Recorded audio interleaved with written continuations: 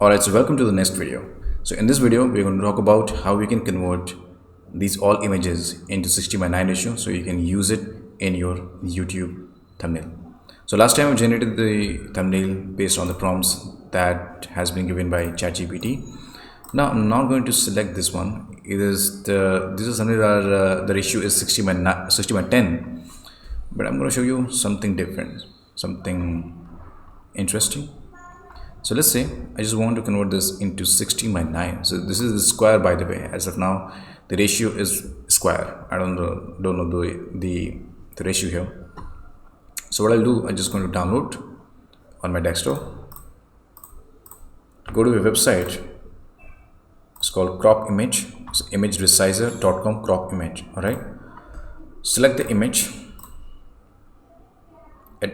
It will instantly give you the image here. Just go to the aspect ratio, select 60:9 wide screen ratio,